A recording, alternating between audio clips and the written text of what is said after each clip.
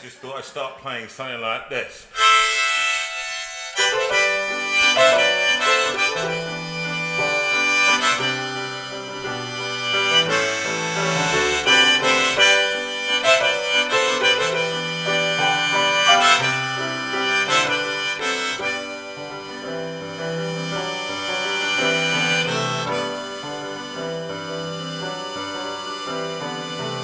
It's 8 o'clock on a Sunday. Regular crowd shuffles in. There's an old man, he's sitting next to me, making love to his tonic and gin.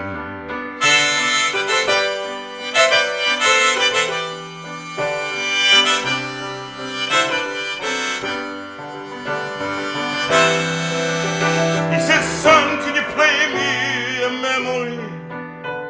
I'm not really sure how it goes, but it's sad and it's sweet, and I knew it complete when I wore a younger man's clothes. La la la la la la la la la la la la.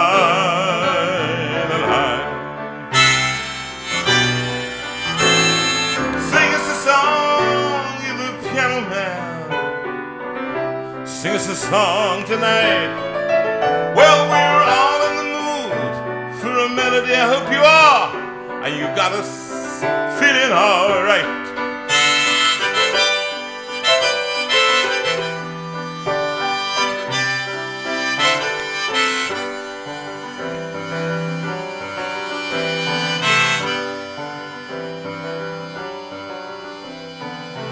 Now, John at the bar, he's a friend of mine. Gets my drinks for free, and he's quick with a joke. He'll light up his smoke, but there's some place that he'd rather be. He said, John, I believe this is killing me, as the smile ran away from his face. Oh, I know I could be a big movie star if I could get out of this place. La la la la la la la la la la la la. Sing us a song, you're the piano man. Sing us a song tonight. Well, we're all in the mood for a melody, and you've got us feeling all right.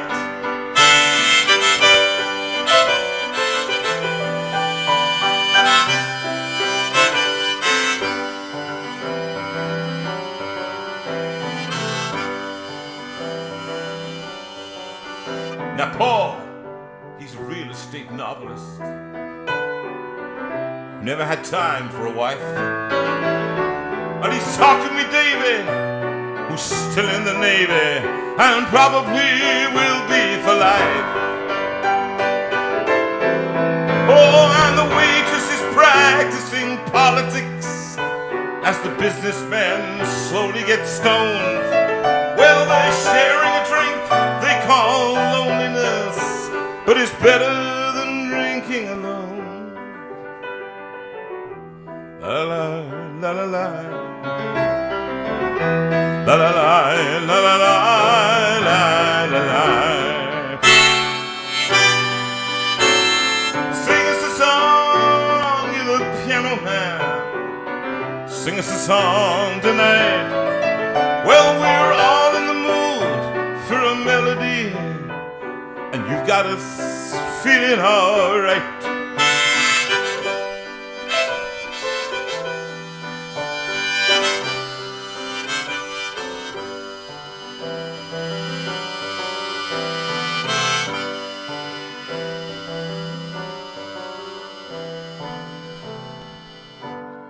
It's a pretty good crowd for a Sunday, and it's a Sunday when, if you didn't know, and just to inform you, no, it is, as everybody has reminded me too many times on Facebook.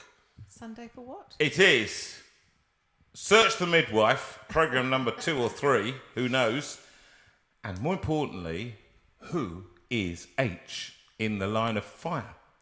You mean the line of duty? Duty, the line of duty. In the line of midwives. In the line of midwives, right, which is a kind of amalgam of the 2 programs. And you'll find out who delivers H. Can I just say? That's a gag.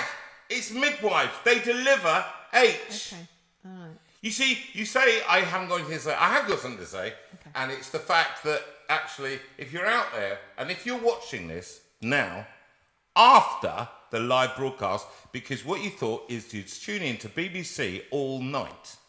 All right, can I just say the BBC can say what it likes and it can have its viewing figures, but we need you. We don't need you hopping off. Now H has been discovered, and it will be. I'll tell you who it was. It won't because I got the inside. It won't be. They want to get another series. They said that today. I said that in the news. They said, "Will it end tonight?" And it won't end tonight because they're going to squeeze another, and it's going to be H. And then the last thing, what they'll do, they'll go, "He's arrested." Somebody called Harry is arrested, all right, or Herbert. There'll be Hermione will come in. She'll go, "It was me," and then as they're going out of the room, right, the camera will pull away.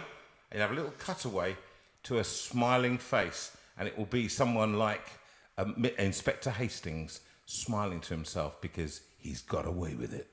Because organised crime group, OCG on the BCG, on the FVT, TPT, IDIOT, everything, all the acronyms you can possibly think of. It's all right, Rachel. They're not spoilers. He doesn't know anything about it. I know. No, Rachel, I do know. So don't say I do know. I'm a man on the inside. I've got a woman tonight appearing, Lisa Ashton, who worked for the BBC, and she's found out. And she's found out for me, and H is a guy called Harry, all right? And it's Harry and Herbert. Oh, hang on a minute. Some people are a few episodes behind because they're not watching it. You're too sensitive. What do you mean? They're all here. What do you mean they're a few episodes behind? What have you been doing this week? For goodness sake. I haven't started yet. Are you going out to work? Most of you aren't working. Goodness. Have you not? Oh. That's it. She's cut us Rachel's off. banned you. She's banned us from ever transmitting again. What can I say, everyone? Thank you so much for tuning in to my show with Jonathan on the piano. And so we come to another. It's live. It can tell it's live. That's a pretty good crowd. You see, Chloe, your 17 Sunday. minutes not looking too silly now, is it? I've got 17 minutes tonight. We've got important guests. And a manager. She gives me... Well, today would be fair to say that there was not a lot of smiling going on. But we've forgiven each other. What can I say? No, I've forgiven you. You've forgiven. I have not forgiven you. Okay, all right. And so I can only hope that this next month goes very quickly. All right, that's all I'm going to say because on the 2nd.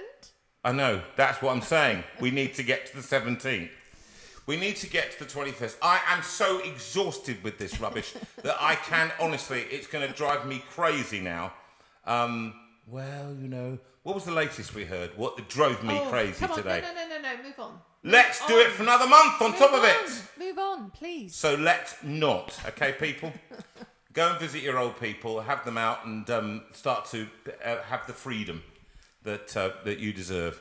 And it's a pretty good crowd for a Sunday. I hope it is. Yes, it is. And the manager gives me a smile.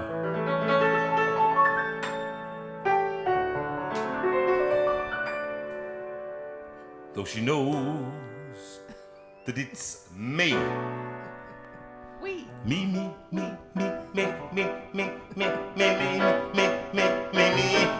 Oh, it's me. It's me. It's me. Hey, he's got the signal twice in the first song. That's some kind of record. It's me. She knows that it's me they've been coming to see, to forget about life for a while. And the piano, it sounds like a carnival, and the microphone, it smells like a beer. And they sit at the bar, hand with bread in my jar, say, man, what are you doing here? La la la, la la la, la la la, la la la, la la la. Sing us a song, little piano man. Sing us a song tonight. Well, we're all in the mood for a melody, and you've got us feeling all right.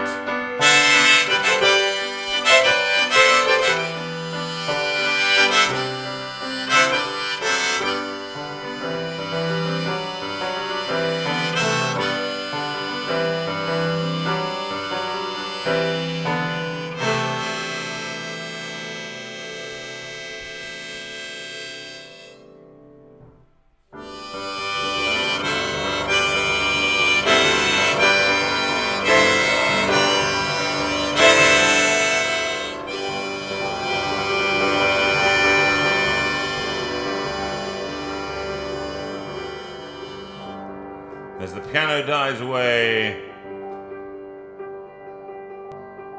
as the piano dies away, as the piano dies away, we welcome you to another GB, live from the Steinway Room here in Guildford in Surrey, United Kingdom, and we welcome people from across the world joining us tonight. Oh, so who had 11.5 minutes then? Right, have you got a book? Yeah, there's a book running on how long that first song's going to last. Well, tonight it was short. I thought I'd make it short and sweet. I didn't want to go on forever because it's not my style. That's the first thing I've got to say. And do you know what? I thought I saw the sun, and it's the 1st of May. Is it today or yesterday? 2nd of May. 2nd of May. And it's of been course, what we've got is spring-like, spring bank holiday. So therefore, it will be wind and rain and about 6 degrees tomorrow. Okay. For your bank holiday. Yes. But then I don't care because I'm going to dialysis and I have to sit inside anyway. So think of me as I'm sitting there, as you're enjoying your whatever it is you're doing outside with an umbrella. And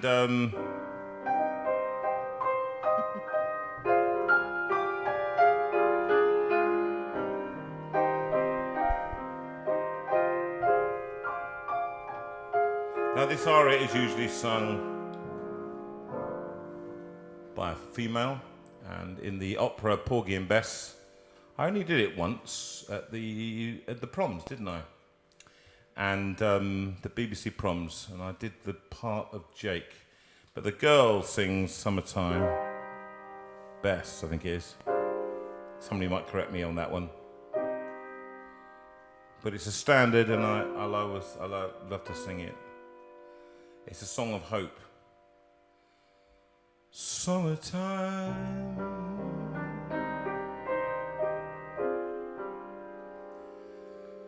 and the living is easy.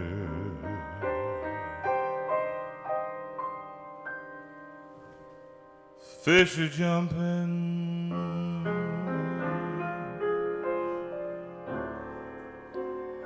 and the cotton is high.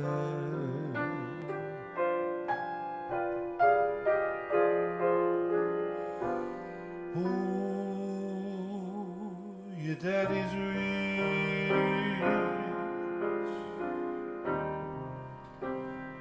and your ma is so good looking.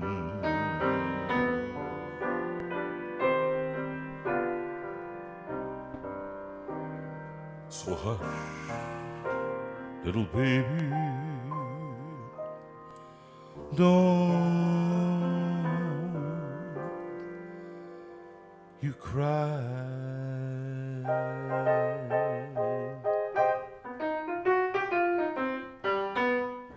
Summertime, and the living is easy. Fish jumping, and the cotton is high. Your daddy's rich, and your ma is so good looking. So hush, little baby, don't you cry.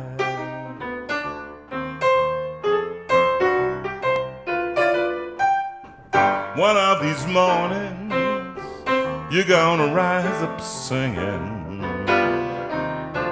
You're gonna spread your wings and you'll take to the sky. Oh, until that morning, there ain't nothing can harm you. With your daddy and mammy standing by.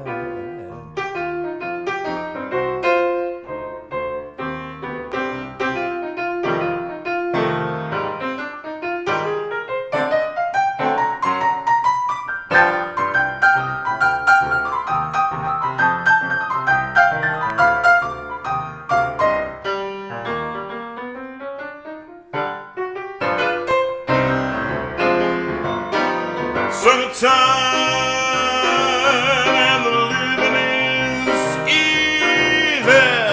Fish are jumping and the cotton is oh so very, very high. Your daddy's rich and your ma is so good looking. So hush, little baby, don't you cry.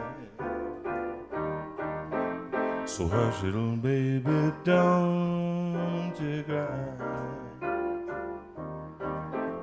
So hush, little baby, don't you cry.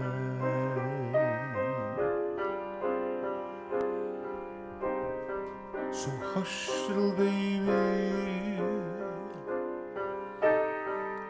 Hush, little baby. Don't you cry, don't you cry,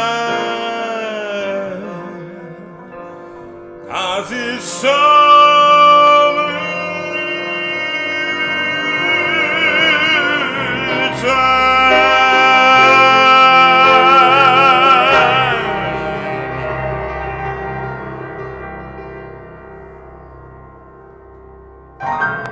Fabulous. Love that. That was great. I'd like to dedicate that to Glynis Holden, as you have a birthday coming up on the 7th of May, which is at the end of the week, and it's a special one. And Jill and Fiona wanted to wish you a very happy birthday and to say enjoy your long anticipated retirement. So enjoy that. And this one's for Kathy. This was your idea, Kathy.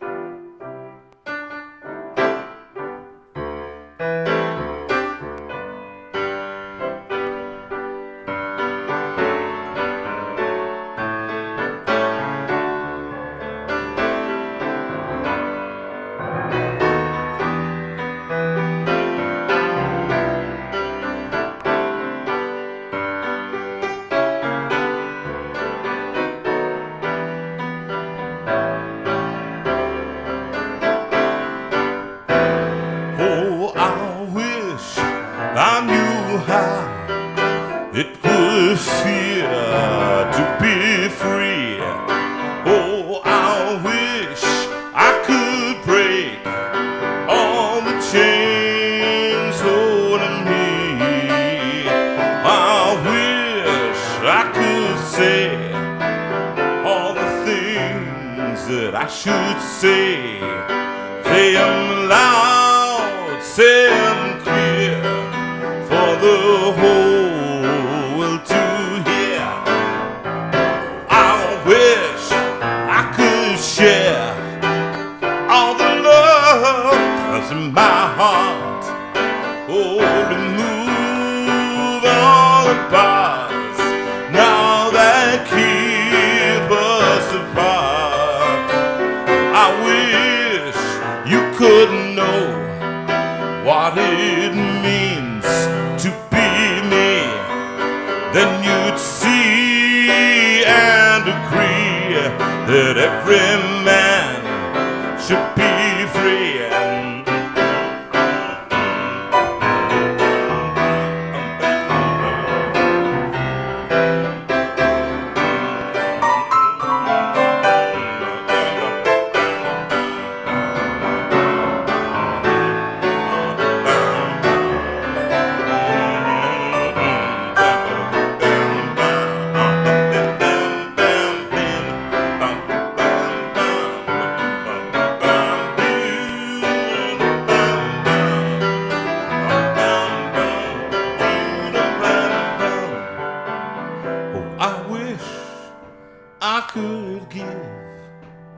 all I'm longing to give.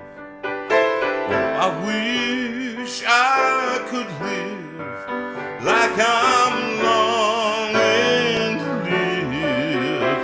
Oh, I wish I could do all the things that I can do. And though I'm way overdue, I'd be starting again. Oh, I wish I could be like a bird in the sky.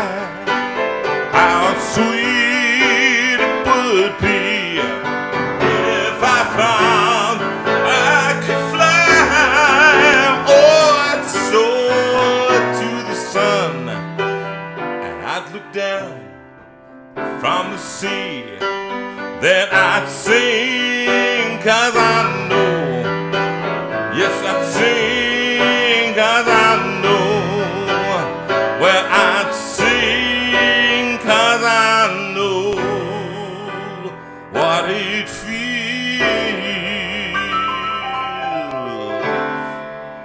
to be free.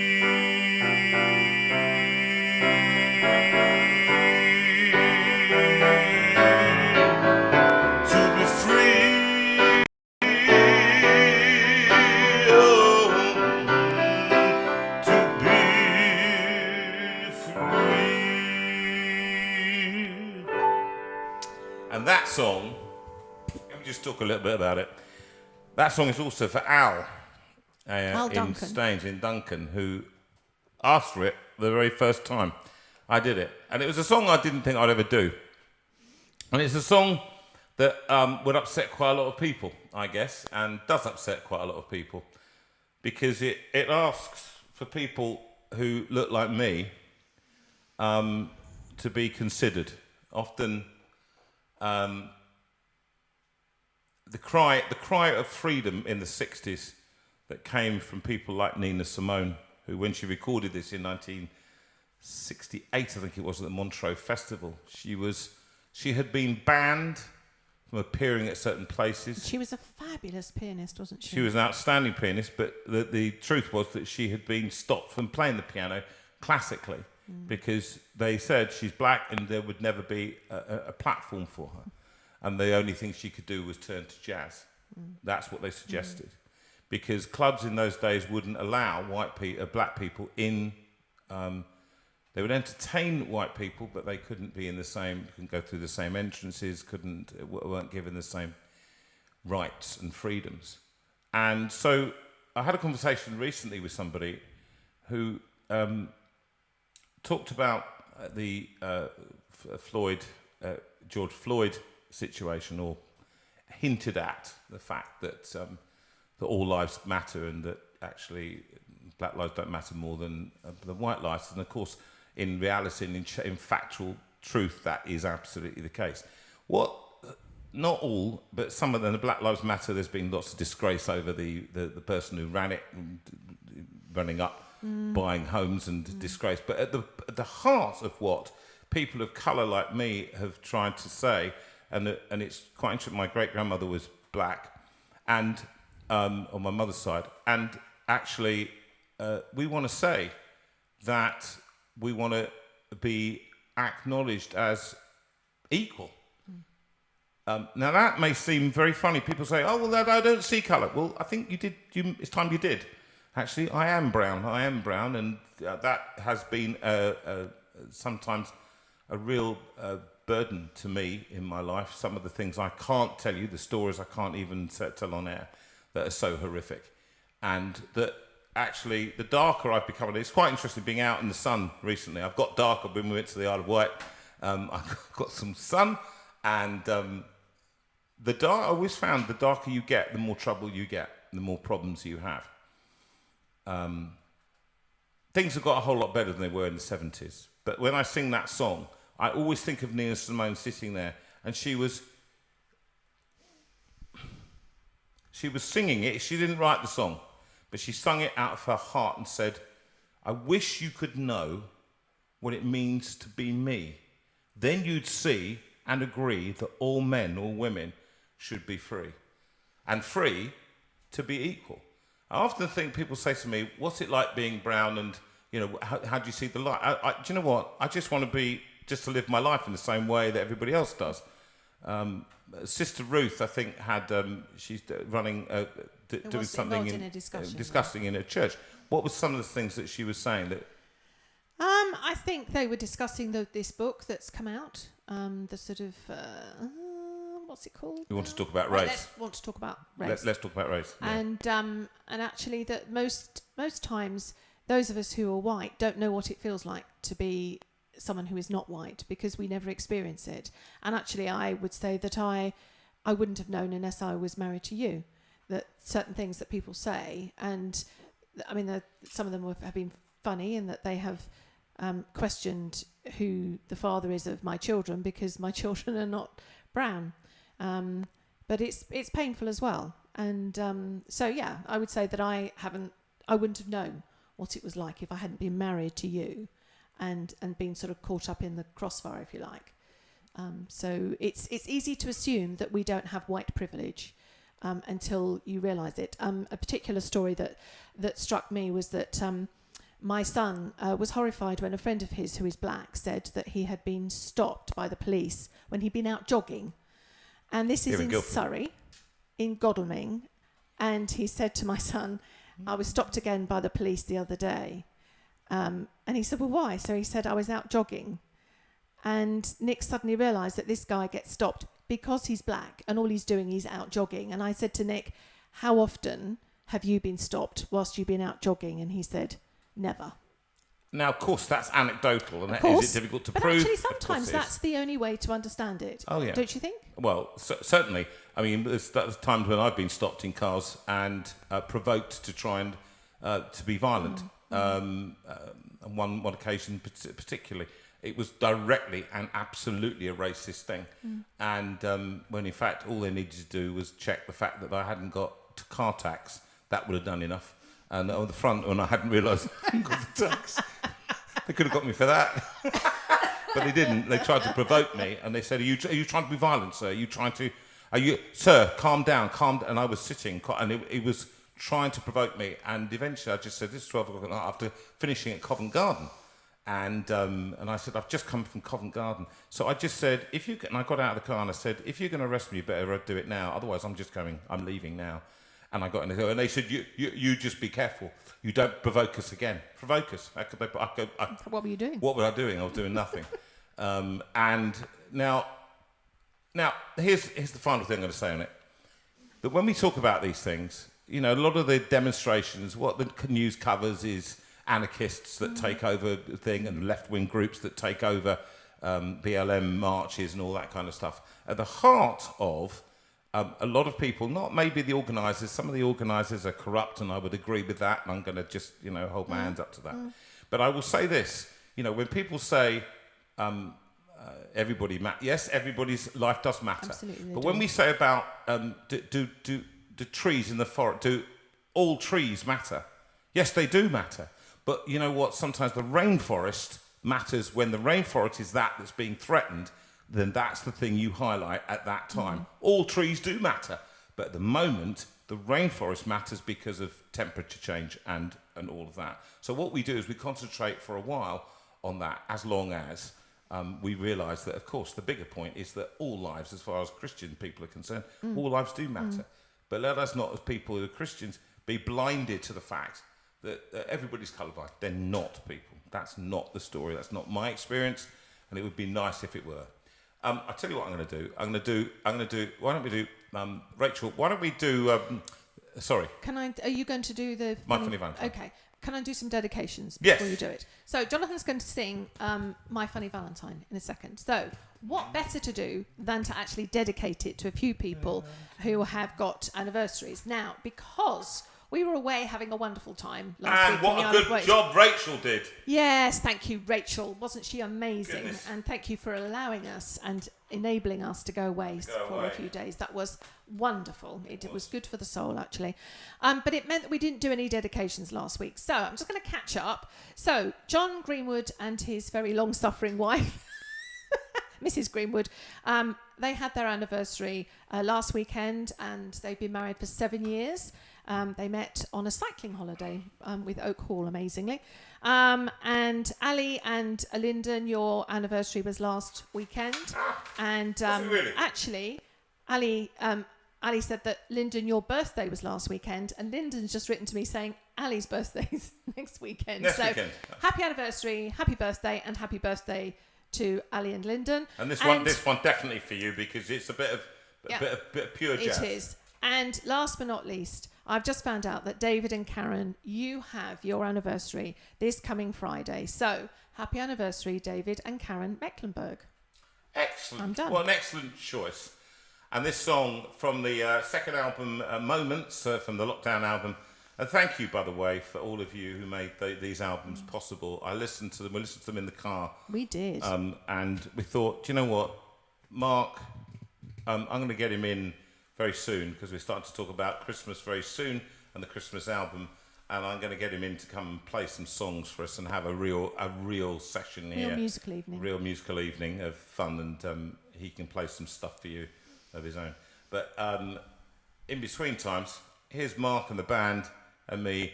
We're going to be singing for you My Funny Valentine.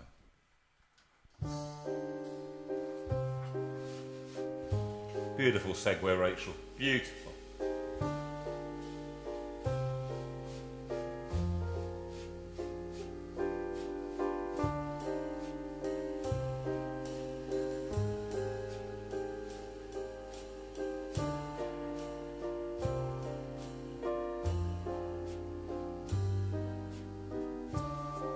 My funny Valentine, sweet comic Valentine,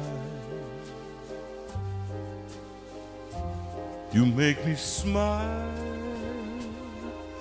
with my heart.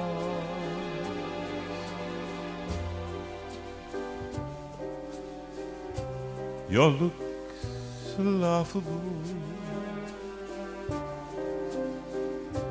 unphotographable, yet you're my favorite word of love.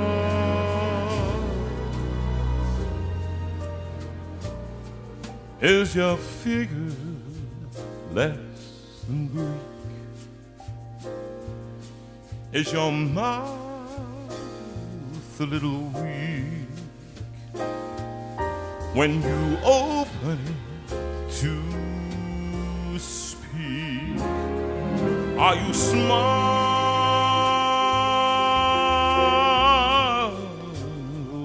But don't change your hair for me. Not if you care for me. Stay, little Valentine. Stay.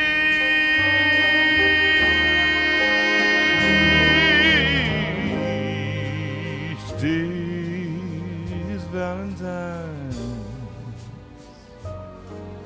Day.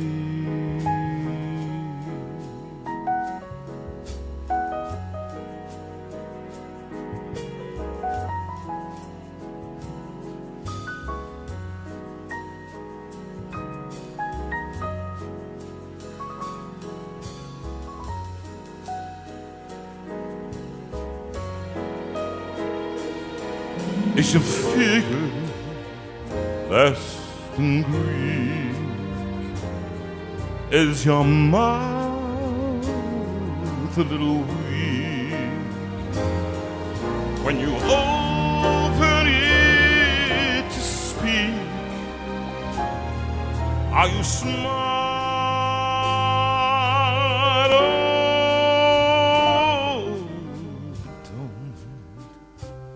Don't change your hair for me. Not if you care for me. Stay, little Valentine. Stay.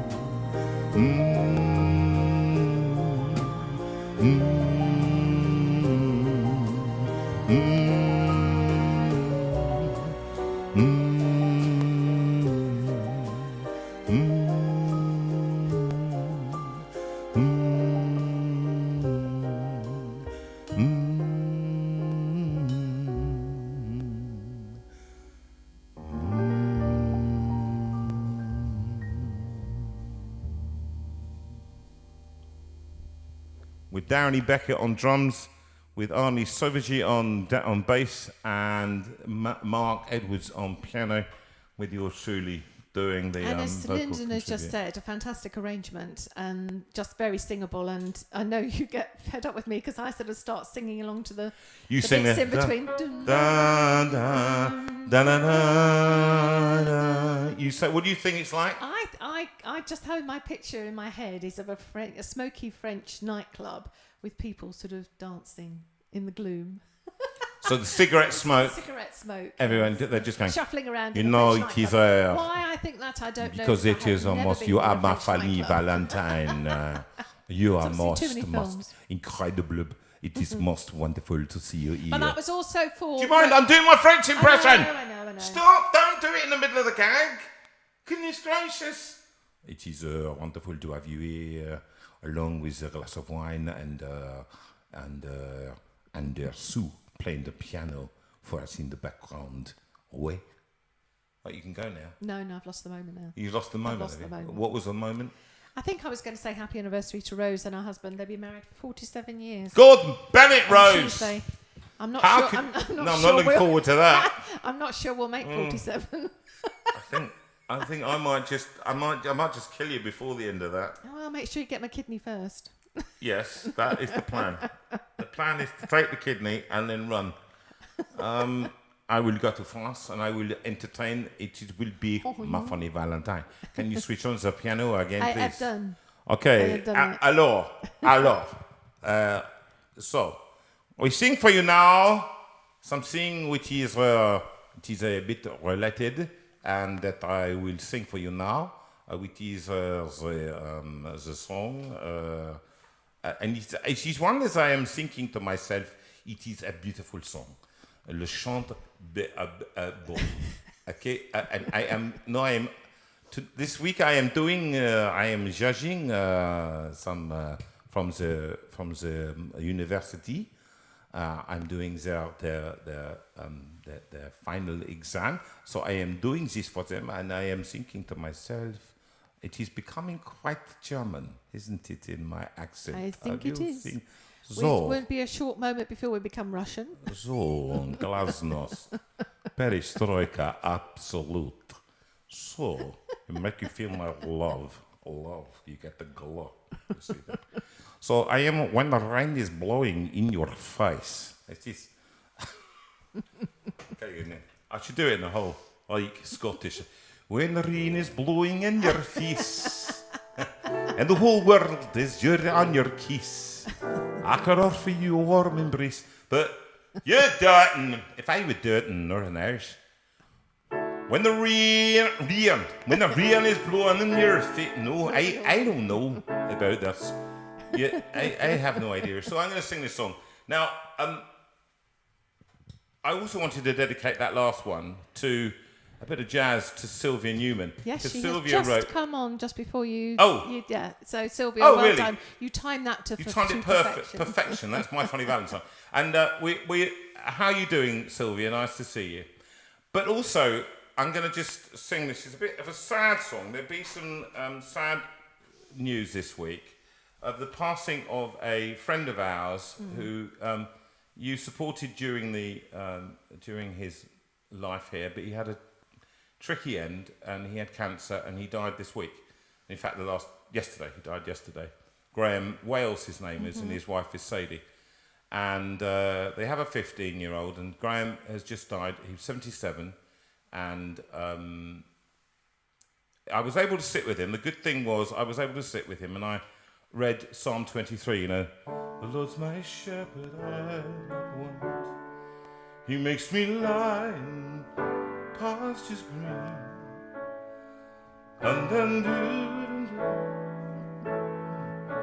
And I will trust in you alone. And I was able to read, and it was actually read it to him, and I prayed with him, and it was a lovely moment, and the passing of a very lovely man, Graham. He decorated our house a number of times. We really need him now. Yes, and find another decorator now. And then we have to find another decorator. But do you know, seriously, he was a lovely man. He was a lovely husband to Sadie and Lovely father, dad. And he was terribly kind. He worked at my mum's retirement village, and he either decorated or he cleaned windows, and he was always so friendly and so warm and so gentle with all the elderly people there. He always had time for them. He did. And he was but lovely. I will never forget the best story ever, which is when I tried to decorate the bathroom. And Graham, Sue said to me, it can't be that difficult. It can't be that difficult. It's a small ensuite bathroom. All you need is it's only basically 2 walls. That was it, and a ceiling. All right? So I said, of course it can't. No, I'll do it. So I went to B&Q and bought the cheapest of everything and got paint in and blue walls, white ceiling. I thought it can't be difficult, and it can't take long. Day 3, I started getting. Day 6, and it was. I was up there screaming, swearing. You were getting blue on the white and white on the blue. Smashing the toilet seat. I stood in the toilet seat and it cracked. So that was a new toilet seat. Do you remember that? No, you forgot that. But every time I put the blue, I touched the white, and every time I touched the white, it was so one of those kind of things. And I thought I can't bear it. And so I phoned Graham, and Graham had done out, and he said, "So what have you done?"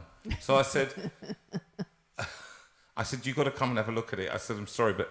So he came in, and I cannot tell you what he actually said. Because it's rude. But suffice it to say, he went, "Oh, dear me." He went and just looked at it. He said, "I'm so sorry." He said, "I'm sorry, that's very offensive, isn't it?" So I said, "No." I said, "That's just about right." He said, and I remember him saying to me, he said, "Jonathan," he said, "I think the best thing for you to do is for you to earn the money and pay me to do it. That's the main thing you should do." From then on, I haven't picked a paintbrush up. And he said, look at the rubbish you've got here. So he said it was like you were trying to paint with an old badger's tail. Yes. And I feel embarrassed because I know my dad was the best decorator and fixer of things, and I am literally the worst of nearly everything. However, I managed to cut my grass this week, so that was something. So you were a happy man. So now this is a beautiful love song, and I heard me singing it the other day when I was in the Isle of Wight, and I thought I just fancy doing it again, and I'll try and do it better this time.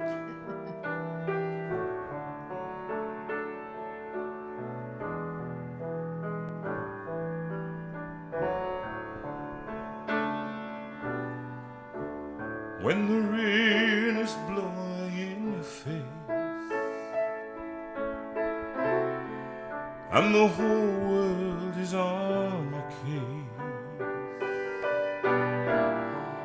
I could offer you a warm embrace to make you feel my love. When the evening shadows and the stars appear, there is no one there to dry a tear. I could hold you for a million years to make you feel my love. I know you haven't made your mind up yet, but I would never do you wrong. I've known you from the moment that we met, no doubt in my mind where you belong.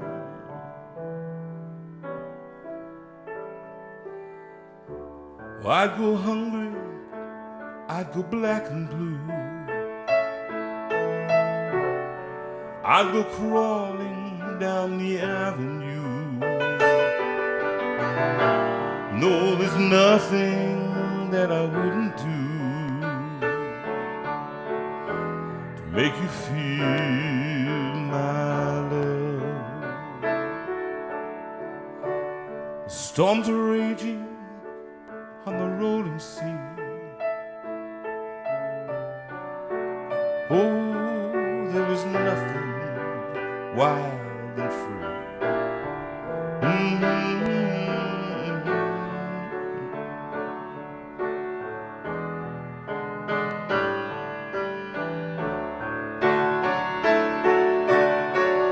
The storms are raging on the rolling sea,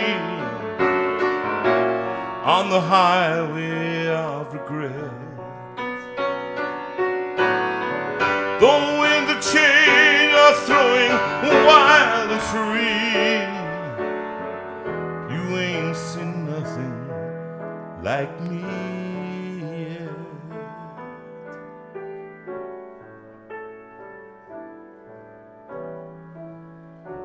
I could make you happy, make your dreams come true. There is nothing that I wouldn't do. Go to the ends of the earth just for you, to make you feel my love. The storms are raging on the rolling sea, and on the highway of regret. The winds of change are throwing wild and free. You ain't seen nothing like me yet.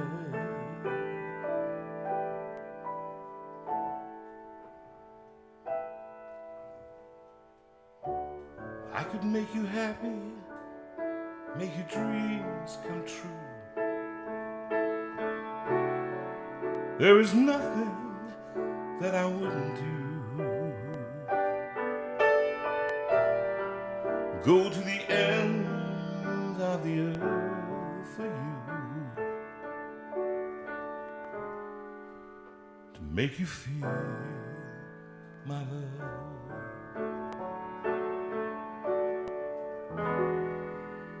To make you feel my love.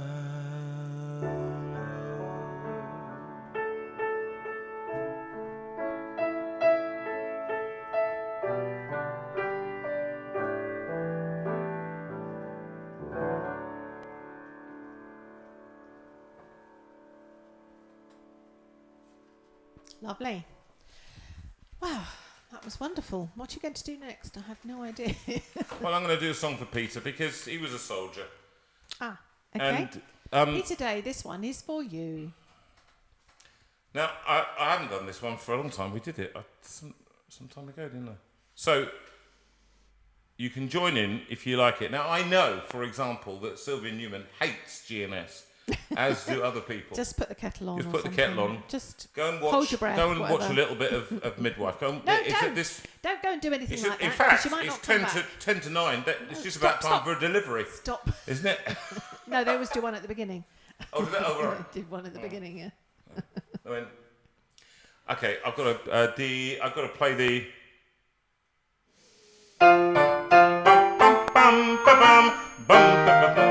I think I must turn this down. There we go.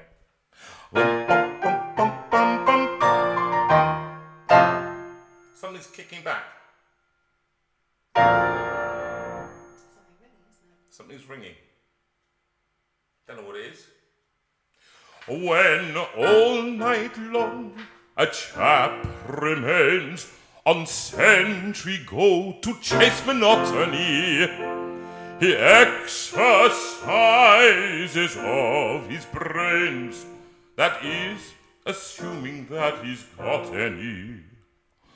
Though never nurtured in the lap of luxury, yet I admonish you. I am an intellectual chap, and think of things that would astonish you. I often think it's comical, fa-la-la-la, fa-la-la-la. Nature always does contrive, fa-la-la-la-la-la, that every boy and every girl that's born into the world alive is either a little liberal or else a little conservative. Tra-la-la-la, tra-la-la-la, is either a little liberal or else a little conservative.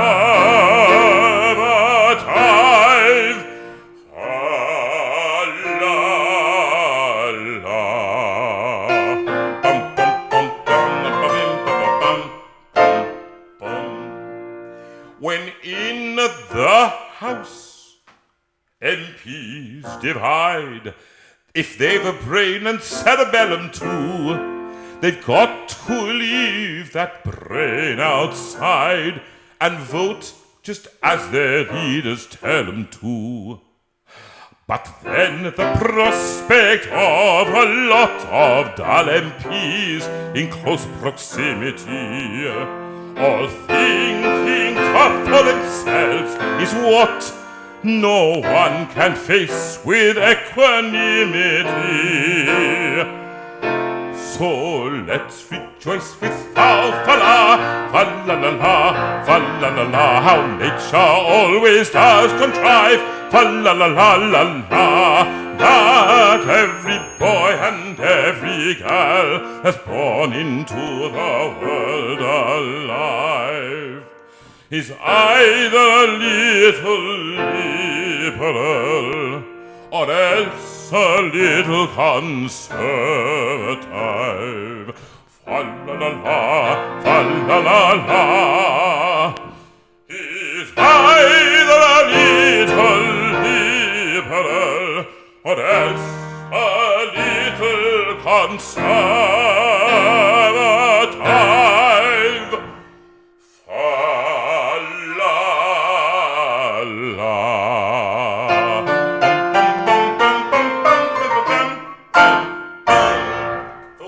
GNS lovers, you can come back in now. I mean, haters, you can come back in now.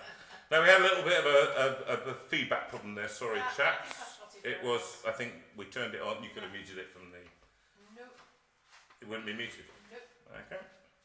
So things to talk about. Well, things to talk about. It's 8:54. I'm going to sing a song in a minute to introduce my guest. I tell you what I'd love to do. I'd like to do We Rest on Thee. That would be nice. Could we do it on... It's a long song, but I'm just going to let Rachel cue it up. But have you got time to do that and the other one? A child. Yeah. I suppose we can do it afterwards, can we? I would do it afterwards. I'd rather Lisa came in early rather than... All right. We're going to do two songs. Well, I just wanted to say about... we'll talk about it in more detail. Oh, there we go. Here we go. There we go. Thank you, Rachel. And this is a song from this album, Hymns Project 2, that some of you have been enjoying. And this is the music. And this beautiful arrangement by Mark and myself. And a beautiful string arrangement that he did. And here it is. And we did it the other week, I think. And I just loved hearing it so much that I just want to do it again. Somebody else asked. Who else asked for it? Who else asked for it? Somebody else. Somebody asked for it. Yes. I thought it was on the sheet. Never mind.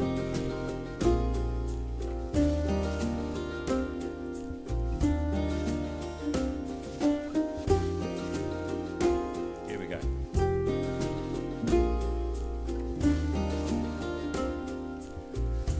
We rest on you, our shield and our defender. we go not far alone against the foe. Strong in your strength, safe in your keeping, tender, we rest on you, and in your name we go. Strong in your strength, safe in your keeping, tender, we rest on you, and in your name we go. Yes, in your name, O Captain of salvation, in your dear name, all other names above.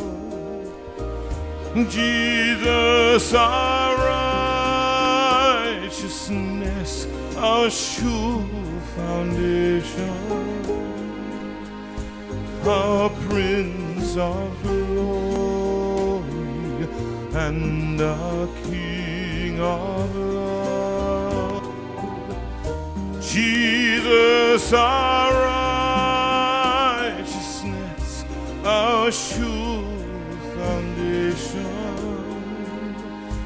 our Prince of glory, and our King of love. Come on, Mark.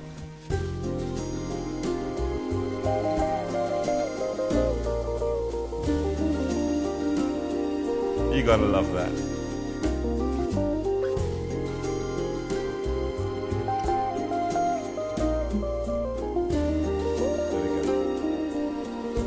We go in faith, our own great weakness feeling, and needing more each day your grace to know.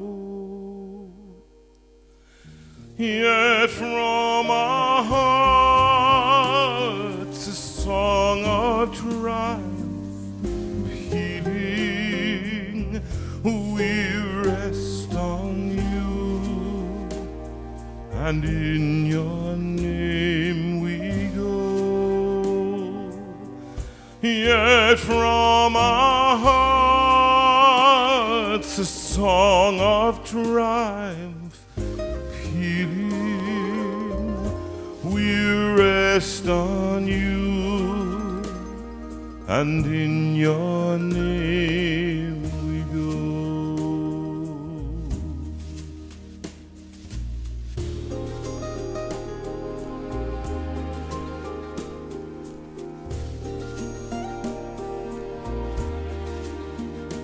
We rest on you, our shield and our defender. Yours is the battle, yours shall be the praise, when reigning in the kingdom of your splendor. Victors, we rest with you through endless days, when reigning in the kingdom of your splendor. Victors, we rest with you through endless days.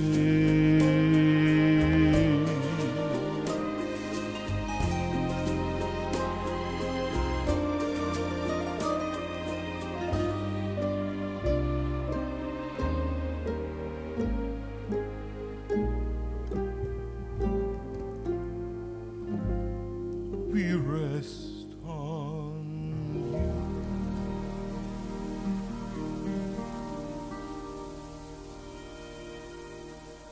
I just love that arrangement. It's just such a beautiful arrangement.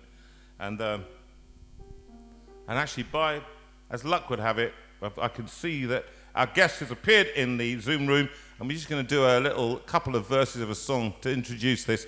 And I used to sing it a lot. It was recorded in 1995, I think it was, 2005. 2005, was it 2005? 2005, I think it was 2005. And it was written by Paul Field, and he wrote it, and we ended up doing it when we were doing a tour for Compassion, and using it as the song that we used every week, and it moved me. My son sung this one. He did the top, and Dan did this high voice. So I'm just going to do a couple verses, but it leads nicely into our guest, Lisa Ashton.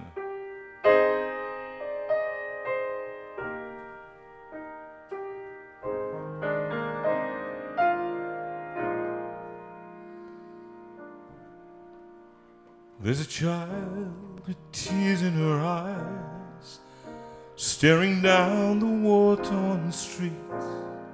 The burned out tanks and empty shells lie all around her feet. Friends and family, home all gone, her world is torn apart. She pays for someone else's politics, with the scars across her heart. See this child with tears in her eyes. Angels cry in heaven tonight for the children of the world. The kingdom's gates are open wide for every boy and girl.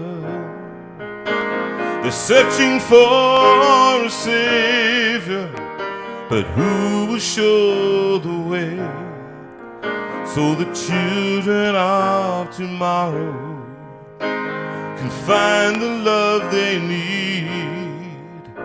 There's a child with pain on his face, looking out across the hill. The withered trees and hard-baked ground are silent, lifeless still. His last meal long forgotten, and his next may never come.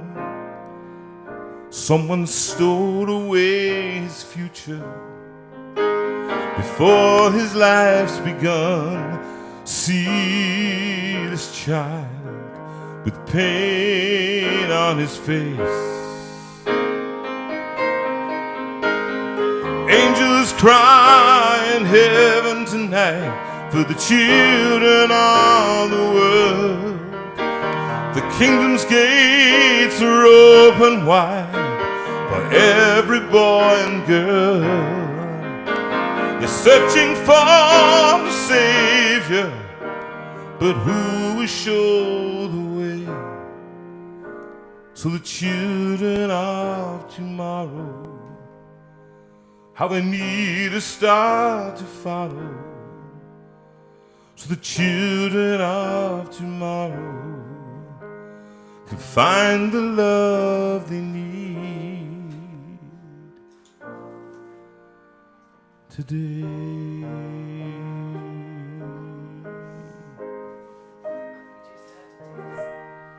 And that introduces me beautifully and wonderfully into our next guest, a woman who has actually, in all honesty, done more to help children, young people, in places that we don't normally visit. And this woman who has changed her whole life and her life focus. We've had her on before. You loved hearing from her, and we're going to hear from her again now. The lady who is to Crocs what I am to vocal zones. No, that doesn't make any sense whatsoever. I hope you're unmuted and we can hear you now, as we saw you having a little tear there during that song. Are you there, Lisa? Come on, guys. Come unmute, please. unmute. She is unmuted. Have you turned her up?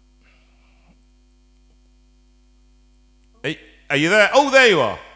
I'm here. Right, excellent. Sorry, my darling. We're just checking technical stuff, you know. I've got to have you. No, I'm sorry for being late, but I had to sing that song to you. Oh, Jonathan, honestly, I'm sat here trying to compose myself because I had no idea that was going to be such a tearjerker. So yes, I'm sorry. It is a tearjerker. I mean, there's no doubt that it is a tearjerker, and I deliberately did it for you because it was a song. Had you had it at the time, I would have definitely made it your. They're searching for a saviour, but if someone will show. But some of the things you've told us before, they fit right. You know, someone stole away their future before their life's begun, and see this child. And actually, you've done so much to help people, young girls, to find their way to becoming women. And it's been a tough year, hasn't it? It's been a really hard year, Jonathan. Yeah, because since I was last on your show, I've been stuck here in the UK. I've been unable to get back to my girls in South Africa. So, you know, like people all around the world, just finding new ways to communicate and new ways to stay in touch. You know, Zoom calls have been priceless and WhatsApp video calls have been priceless. So I'm missing their hugs and I'm missing that one-to-one interaction with them. But the team are doing a magnificent job out in South Africa, making sure that they're kept safe and well. And we're doing very well out in South Africa. Thank you. We've got lots to catch up on in the from the first time you came on in the first part of this, when we had only phone calls and I had a phone by the by the microphone and doing stuff like that, and we had pictures, but that's all we had. And the tech has just increased so much so that we can see what you look like now. I know. I know you've done your hair and everything. Are you out of your pajamas? You look fab. You look fab. Have you got your Crocs on? Let me see. Come on.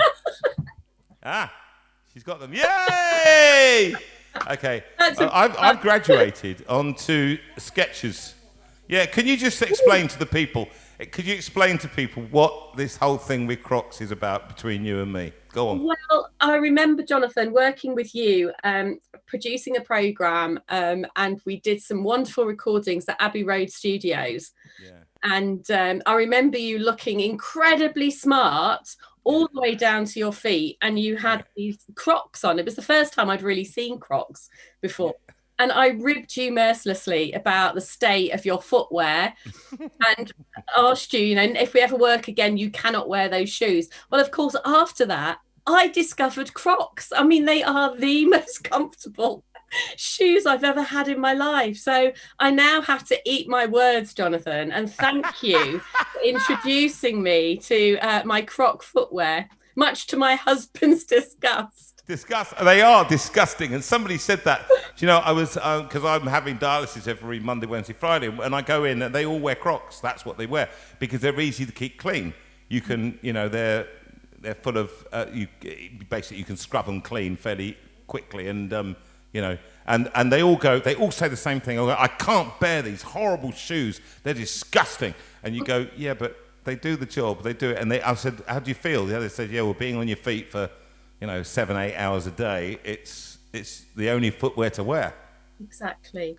We get some free ones from Crocs for this, shouldn't we? We should definitely. These ones have even got a furry liner. Yeah, well, come on, hold it up. Okay, do it like this and go, Crocs, the only shoe for you.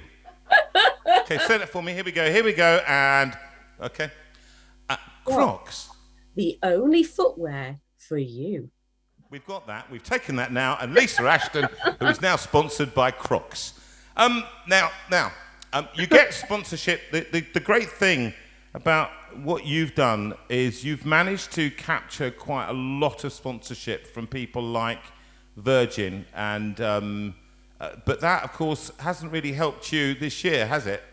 Get across there. No, I mean, our friends at Virgin Atlantic have been amazing, you know, up until, well, I mean, they're still amazing, but up until COVID happened, obviously they were flying regularly from the UK out to Johannesburg. So they would take loads of clothing and donations and books and toys and all sorts out to South Africa for us. And indeed, their crew used to come and visit us. You know, they became like aunties and uncles to the girls in particular.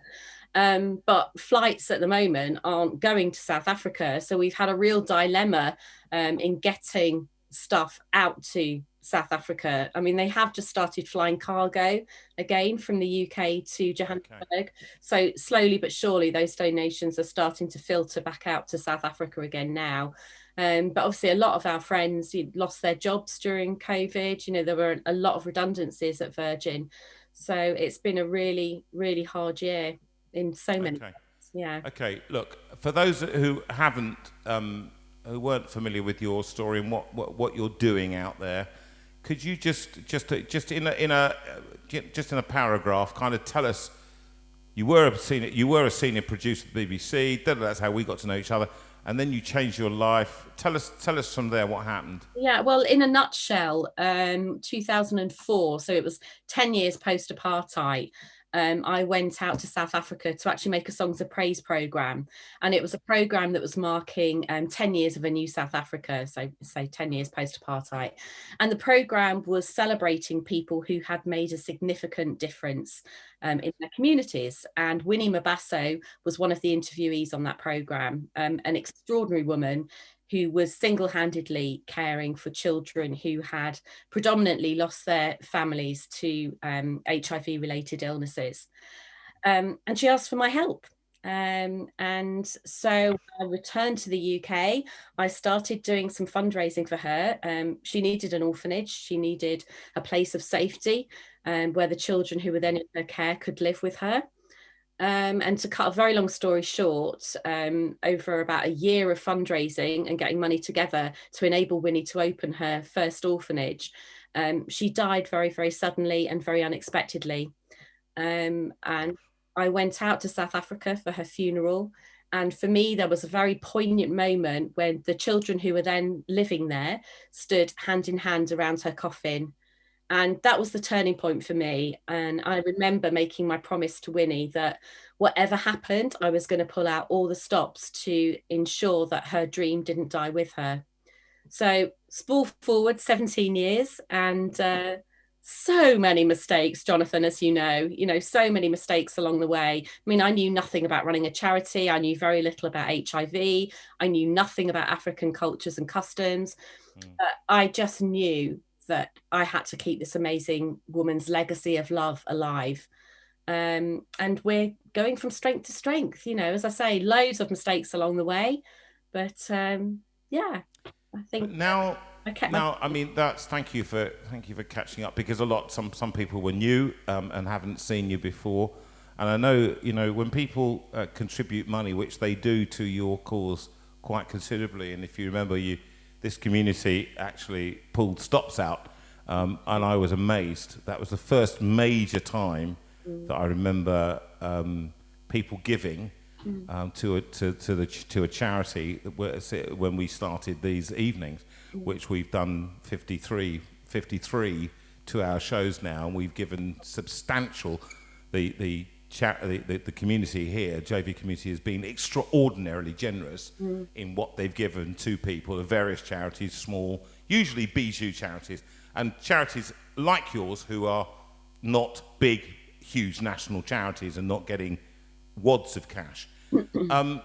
What have been the challenges, particularly in the last? You sent us some pictures, and we like to have a look at a few of the pictures of what's been going on. Can you kind of talk us through a few bits and pieces, and then talk to us about the challenges that there are? Yeah, I mean, last time I came on, we did an appeal for grocery packs. Alongside the orphanage that we run, we're involved in a lot of project work on a local informal settlement. And those people who already have life tough, I mean, they live in very simple, basic corrugated iron shacks. with no access to running water, outdoor sanitation, people that have really got it rough. And we've been able to help with delivering grocery packs that feed a family of 4 for a month. And your community, I mean, thank you. And I haven't had a chance to kind of thank you in person, just to thank you very, very much for those donations that you have made to the people in Meriteng. I mean, the difference that you have made to their lives is just immeasurable. I was getting messages, I'm still getting messages from people just desperately wanting to feed their children. One lady just this week, messaged me and said, please, can you help me? And for the last 3 nights, I've had to put my children to bed hungry. And that isn't just like, my daughter here saying, oh, I'm starving, oh, make me a sandwich or whatever. I mean, this is genuine hunger, and the desperation from a mother who's unable to feed their children is just heartbreaking, Jonathan. So, thank you very much to your community and to you for all the support that you've given. It is this thing, isn't it? It is this thing, Lisa. Sorry to cut you off there, but just the desperation when you're here in this country and you can't get there, and when you get a call from somebody either, something like that, what is it that you can do to help them there? What kind of help can you give them from here? Well, just in the last week alone, as I say, we've had, people that are messaging me. They tend to use Messenger on Facebook because they can get it for free. Yes. And I still find this extraordinary that people that live such simple lives, most of them have a cell phone, which is, and a great way of being able to stay in touch with community. Yeah, absolutely. So if people are messaging me, I can then hook them up with my team on the ground who go and visit them. And, if they are in need, then we're able to help them. So just this week alone, we've been able to provide a lady with formula for her baby. We've been able to provide families with those grocery packs. We had one lady who didn't have a bed. She's been sleeping on this piece of rag in her shack, and she messaged me and just said, look, I'm a new mum, I've got a baby now. It was one thing me sleeping on the ground, but the rats are getting in. I'm worried that the rats are going to get my baby. Please, can you help me with a bed? So that was something very practical and very tangible that we could, in a matter of hours, my team were able to go and visit her. They reported back to me. They sent me photos. These are the conditions she's living in. Straight away to the store, bought a bed, delivered it to the lady. Happy smiling faces at the end of the day of a lady who was able to then sleep in a bed with her newborn baby. I mean, the most mundane, simple of things, it is an issue. And I just feel very privileged, I suppose, to be able to use the funds that people trust us to manage. Yes. And to be able to help them in a very practical way. And I think that's the lovely thing, Jonathan, with grassroots charities like ours that are very small. People could send us a £5 donation and we can show them exactly how that £5's been spent, or they could send us £500 donation, and likewise we're able to show them exactly how we've used their money. So I think that that personal connection makes people want to engage with us because they know exactly where their money's going. I think that's why Sue, first of all, was the one who connected with you on this level when we decided that you would be the nominated charity for one of the things that we were doing, a concert that we wanted. Somebody asked us to nominate charity, and we'd been working for big charities, with due respect, Compassion and World Vision, and we'd done a lot of work for them over many years.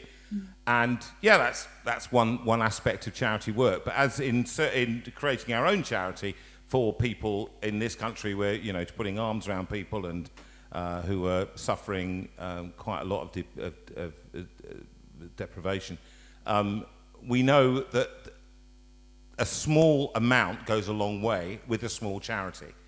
As soon as you have big overheads, I mean, you driving around in your Rolls that you do, that your Bentley, or is it? I can't remember now. What is it? Oh, you don't. Oh, it's a a Ford Kia, is it, or a car or something? I haven't even got a car anymore, Jonathan. Have you not? Oh no! Do you want one? I had a little red Volkswagen Beetle, Yes. but I don't. My husband and I don't need a car each anymore. We really don't. So Because we can get you one. I know people who can get you one. No, I'm fine, thank you. All right. Okay. But if that now, you highlighted a number of things for us to talk about. One of them was the granny meals on wheels. Talk about that for us. I know. I mean, our darling grannies. I mean, I think because of HIV, the social structure of township living has changed immeasurably. So ladies who were, and gentlemen indeed, who were once upon a time looked after by their sons and daughters in their old age. The sons and daughters have sadly passed to HIV-related illnesses. So those grannies are then left to bring up their grandchildren, and they do the most marvellous job.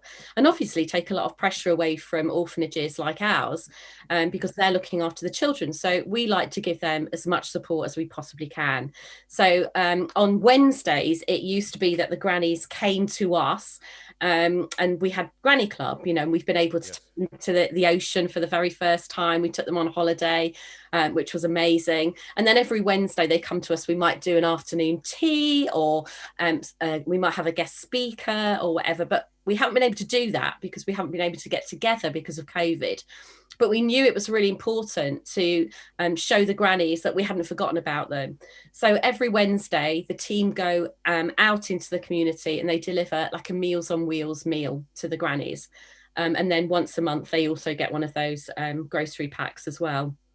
And like little things, like when it's their birthday, this couple of weeks ago was Esther's birthday. So we were able to make her a big birthday cake, and to take the birthday cake and deliver it to her so she could share it with her family. And just those small touches that allow people to feel loved and to feel special. And, for a lot of those people, it's the very first time that their birthdays are celebrated through the Winnie Mabasso Foundation. And it's only because we take their ID details that we know their date of birth. A lot of them didn't even know when their dates of birth were, unless they're looking at their ID. The birthdays just aren't celebrated because, they don't have the funds to do it. So, to actually... It's a weird... Even that something as small as that, which we in the West take for granted, the celebration of a birthday. Yeah. It's a lovely picture, that whole idea of just small things making such a big difference. Yeah. And I think it's the care and love that the staff put into it as well, because they don't just deliver the cake to her. They'll get together in their masks, they're socially distanced, and 4 of them kind of marched to Esther's yard with that birthday cake, singing happy birthday to her and cheering, and just making her feel so special. And I think that's equally important. We talk a lot, don't we, about being kind and showing kindness, and it is just those small acts of kindness that mean so much to people, that make them know they're not forgotten, that they're precious and that they're loved. And that's very much at the heart of what the Winnie Mabasso Foundation does. That's really interesting, because actually that's what this community exists on the basis of. Remember I think I told you 2 verses. One of them was the better part of a Wordsworth quote, the better part of a man, those little acts of unremembered kindness and of love. And the other one, when Jesus says, when as much as you do it, when I was in prison you visited me, when I was naked you clothed me, when I was hungry you fed me, in as much as you've done it to the least of my brethren, you've done it unto me, says Jesus. Those words of Jesus, whether you're of faith or no faith, they hit home. And when you've done it to the least of my brethren, you've done it unto me. And I just think kindness shared and shown is something that expresses love, and that you're doing in abundance. What about these grocery packs? We're still taking groceries out every Tuesday. We have a list now of 1,500 families who live in Meritang on this informal settlement. And so every month we kind of work through the families that are going to receive those groceries. And people are still struggling. I think in the early part of the pandemic, if we put out appeals to ask for assistance in delivering them, it was like, because it was new, because it was an emergency, people were incredibly generous and people were sending in donations. But then after a while, I think people just become a bit weary of hearing that you still need help. But, surprise, surprise, we're a year on. Those families are even more desperate than ever. And they still need food. They still need those grocery packs, and it is, and I think since I set up the foundation, the majority of projects that we have, that we've set up, have all been very, very sustainable. And I suppose delivering a grocery pack, to some, you might feel like, well, what is the long term? You can't keep giving people grocery packs like forever and ever and ever. No. Actually, at this stage, that's what they need, and also inside of those grocery packs, we ensure that there are bars of soap. And obviously, we're having it drummed into us, the importance of hand hygiene. Hand washing. Absolutely, and these are people that don't have running water in their own yards. They're having to share standpipe water. So even more important that they keep their hands clean and they have soap and sanitizer. So we've been able to continue with those packs. We've been able to continue dishing out soap, and in a very small way, I hope that is keeping the pandemic at bay. I mean, we did have one COVID outbreak at the orphanage. Actually, we had 8 children who were affected and 2 staff members. And we had been so careful. And to this day, we're not quite sure how it got in. But next door to the orphanage is our volunteer house. And we were able to quarantine those children that had been affected and the staff that had been affected into the volunteer house and keep them apart from the other children. Because obviously we're dealing with children that have very weakened immune systems. So yes. Thank God we got off very, very lightly indeed, and it was just very minor symptoms, coughs, colds, sniffles. And a couple of weeks later, they were as crazy as ever running around the yard. And what is the situation there with vaccines? What's the situation with vaccines? Any possibility? It's very, very, very slow rollout. At the moment, the majority of people who are being vaccinated are kind of key health workers. And we are a children's home. So, technically we are essential workers. We're looking after vulnerable children. But trying to get our staff vaccinated is proving to be a bit of a challenge. So that's something I'm going to be working on again this week. That was a challenge I had last week. So I'm being sent around the houses on that one. So hopefully there'll be a lot. Is that the Department of Health over there that needs a kick up the backside? Oh yeah, it's a tricky situation, Jonathan. A very I get it. situation. Politically, we've got to be very careful. Let's talk about what we can talk about, which is the girls' school. But I think it's called the Ilamula, which is Ilamula. Yes. Oh, look at my girls. They look so smart. Oh, my word. I know. Don't they look fabulous? So the girls were off school for a considerably long time because of COVID. The schools were closed, and the girls usually attend a government school. And it has not been good at all. I mean, they haven't been sending work home. So we took on some private tutors for this last year. And our house mothers also became home tutors. I mean, they've just been remarkable. And the difference in the children's academic ability was just startling, absolutely startling. So we have kind of stepped out and have enrolled the children in an independent school, which is costing us quite a lot of money every year. Yeah. But it was Nelson Mandela that said, the best weapon against poverty is education. Education, it is. And, that is just so true. So the difference that we've seen in them in the last year has been extraordinary.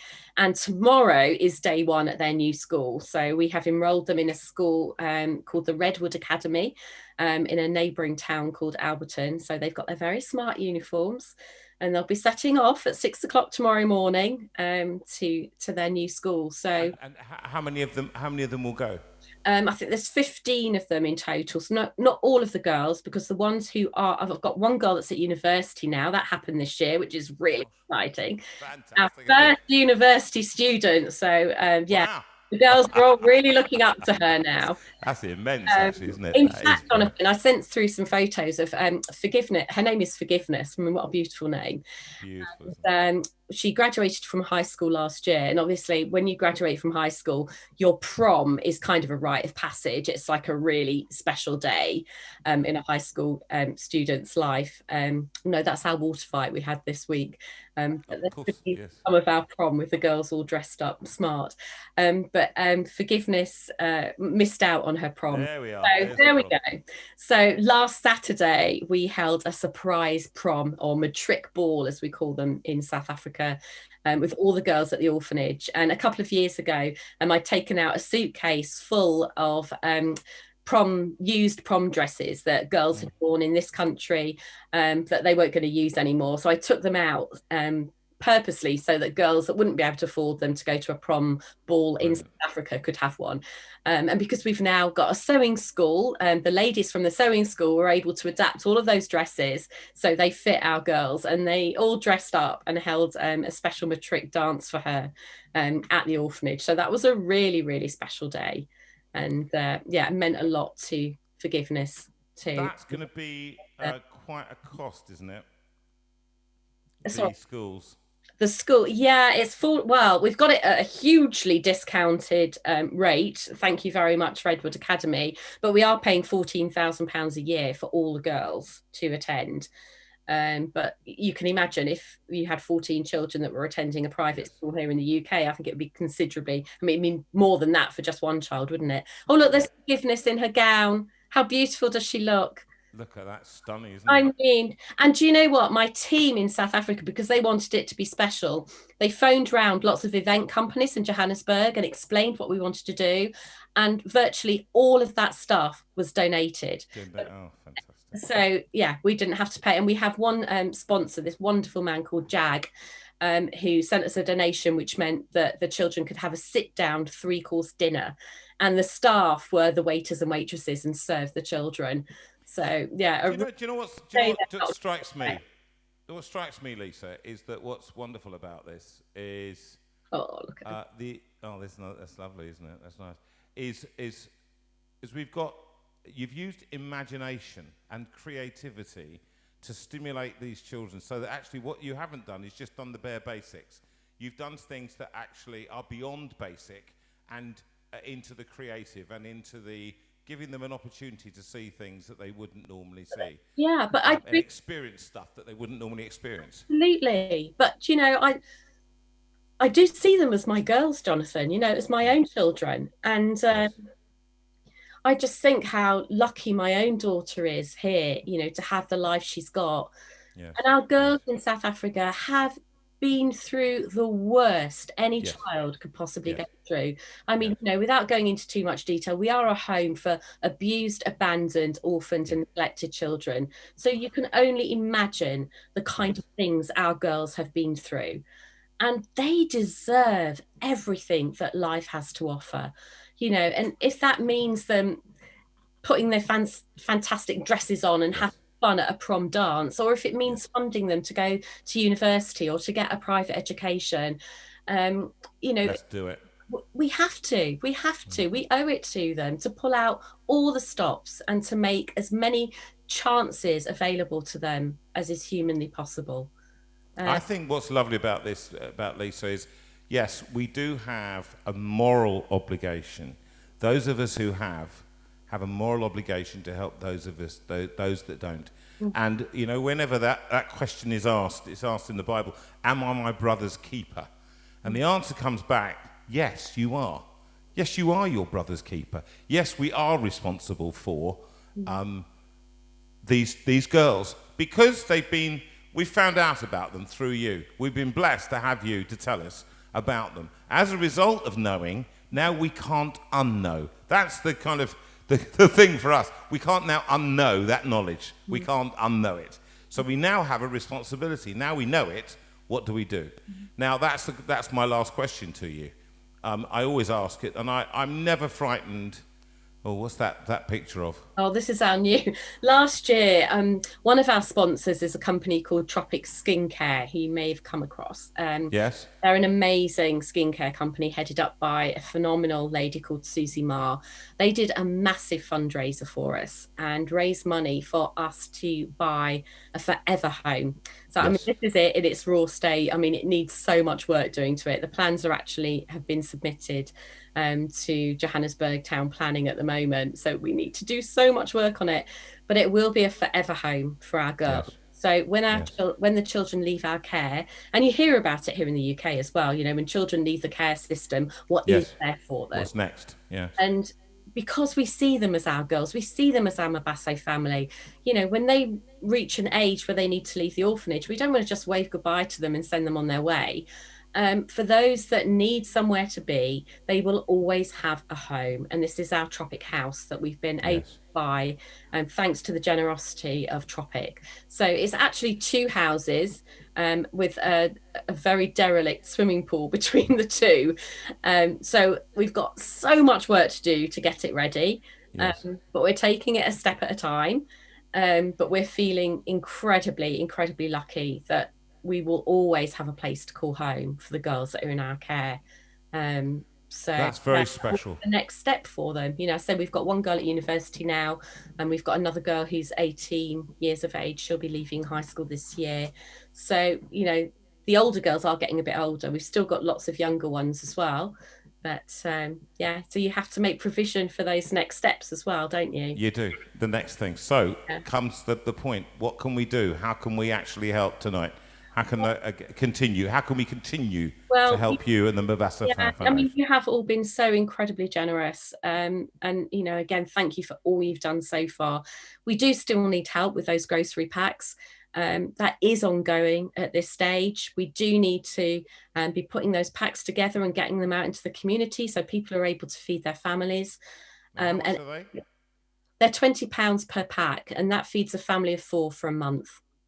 That's extraordinary. That's such a simple way, isn't it? That's such a simple way that you don't have to be rich to do that.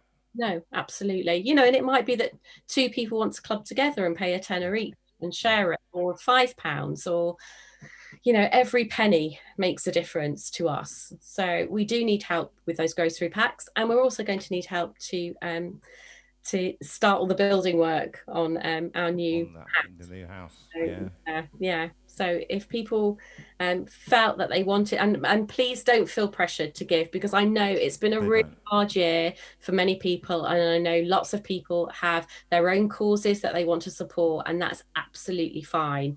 But if your followers, your viewers, you lovely community out there, if you did feel that you wanted to help us, then I think there's a little link that they can click on and donate. But I just want to say, people have already been donating as we speak. Oh, really? Oh, that's wonderful. Yeah, they have. Thank you. So, because actually, can I say that, and I'm going to say this to everybody out there, one of the things that we try and do here is create an atmosphere in which giving, a bit like £90 already. That she's just I've just seen a notice saying there's £90 already gone in. We haven't even finished the interview yet, and I know that people will give.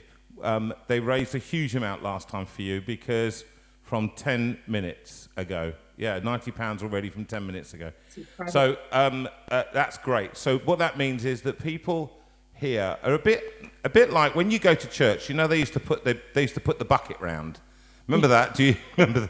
They used to pass the bucket or pass the plate, and a little bit. This is a little bit of that. When we do that, we put the plate around and we say to people, if you are not giving already to some other charity, then could you please give to this? This week, this is the charity we are definitely really highlighting and trying to promote.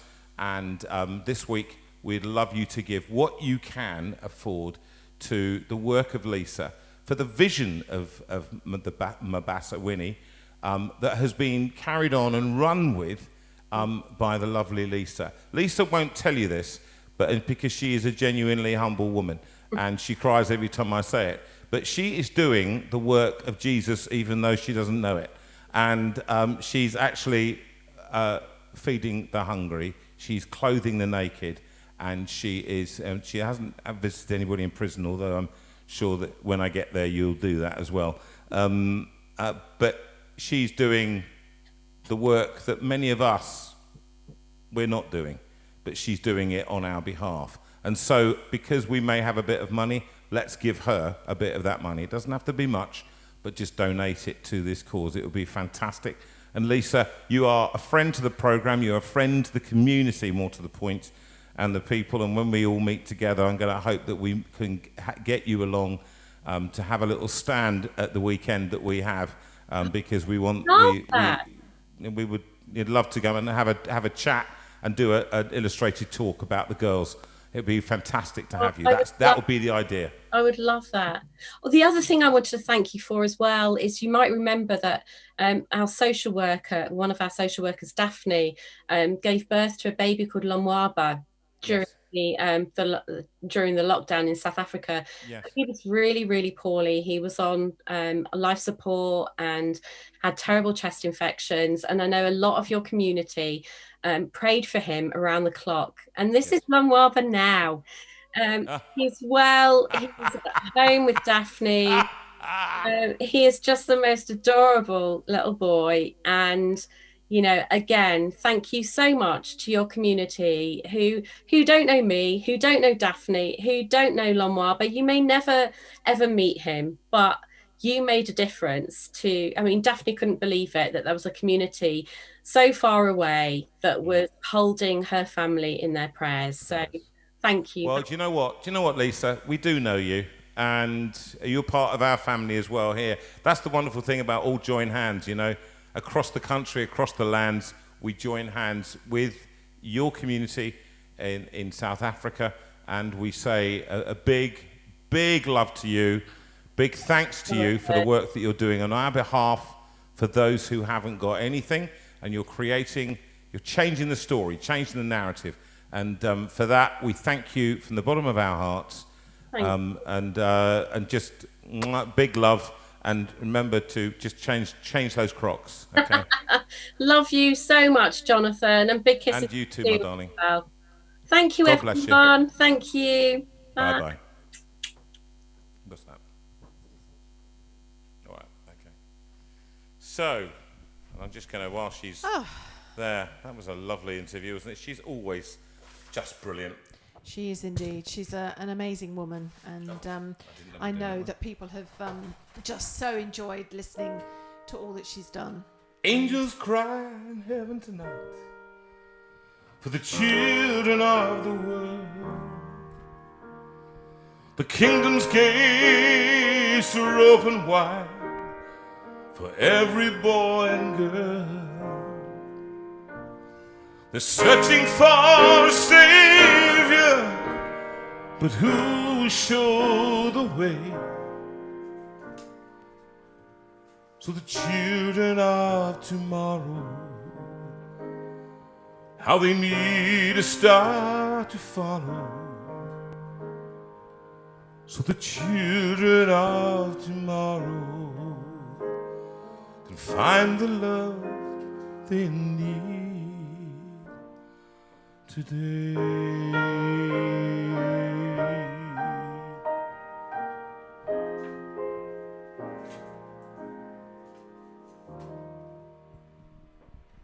The lovely Lisa Ashton. What a blessing she is to all of us in this community. I often think that the stuff that we don't do, that people pick up, have you turned the piano back on? Yeah. That pick up the pieces for. And Lisa is one of those people. So many people we have on here who charities that have just run with things and just gone, do you know what?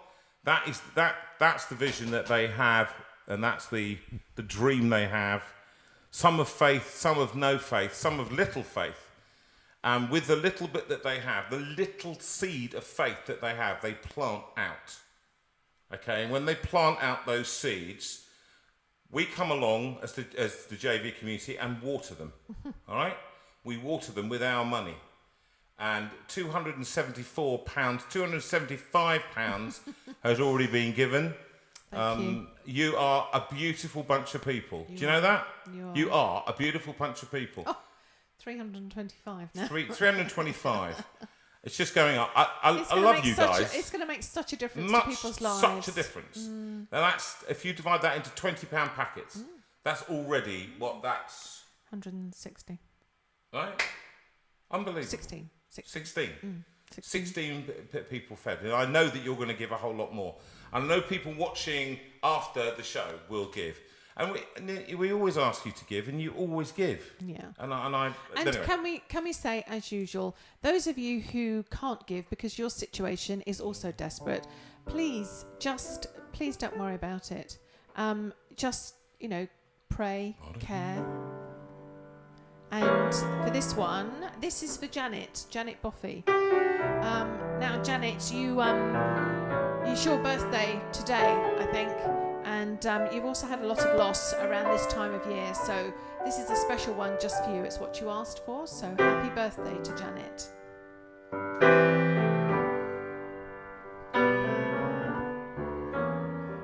On a hill far away stood an old rugged cross, the emblem of suffering and shame.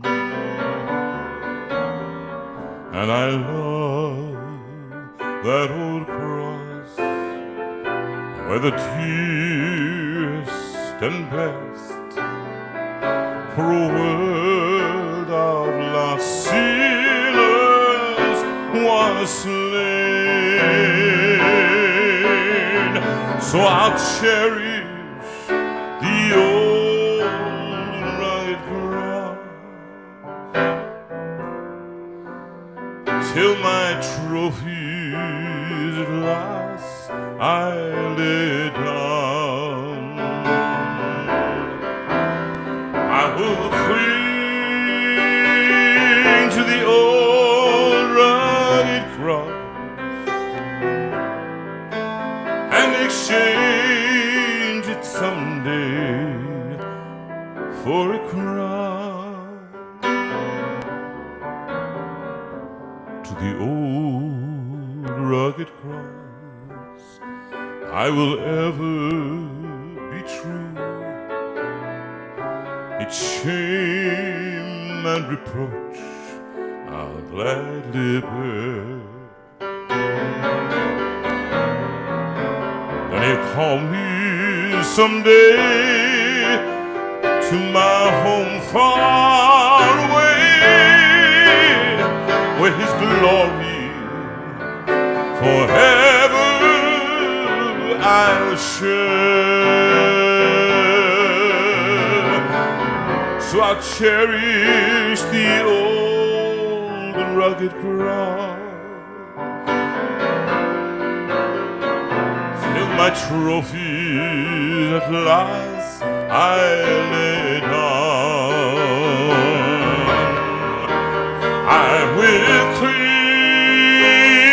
to the old rugged cross and exchange it someday, and exchange it someday. Yes, I'll exchange it someday for a cross.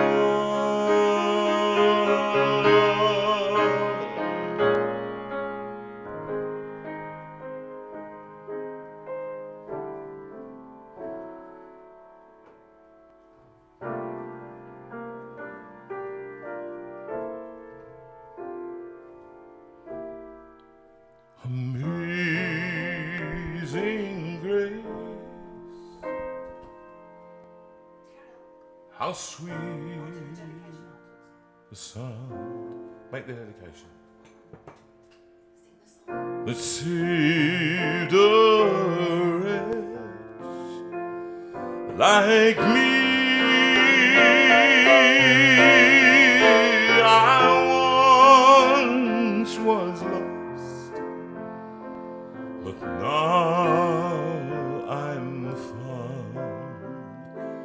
was blind, but now I see.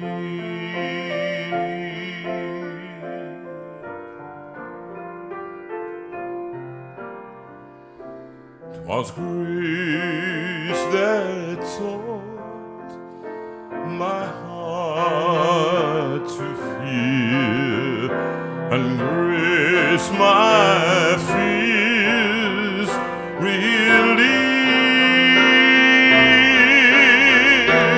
How precious did that grace appear the hour I first believed.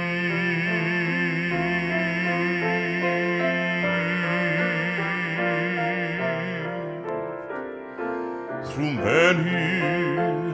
many dangers, toils and snares, we have already come. 'Tis grace has brought me safe thus far, and grace will lead me home.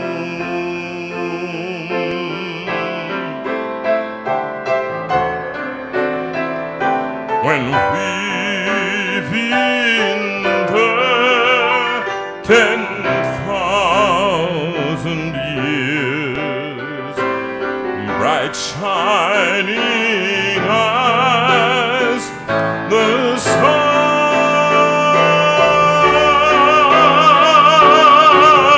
we've no less days to sing God's praise than when we first began.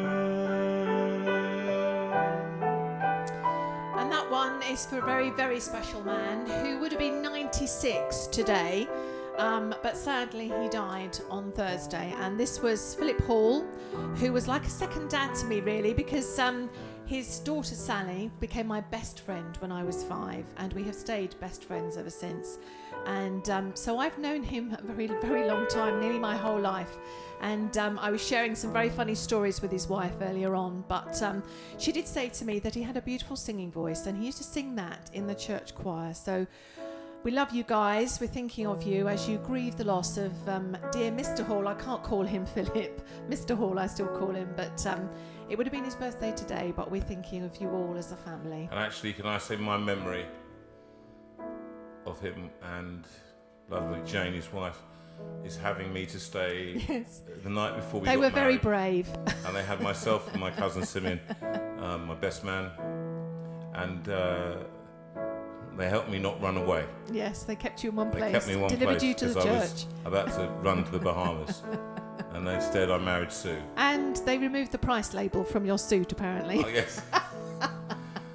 But a gentleman and a gentle, scholar. He was a kind man. gentle man, and he was just happy memories.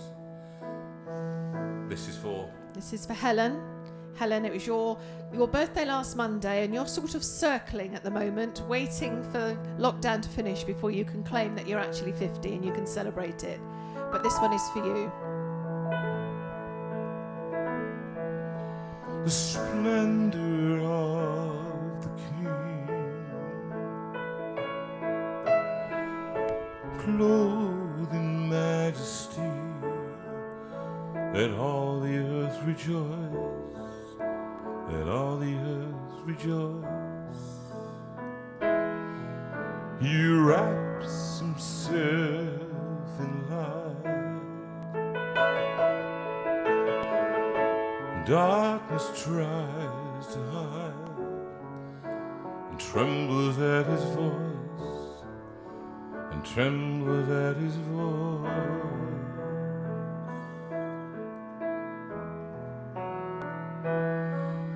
How great is our God. Sing with me, how great is our God, and all will see how great is our God.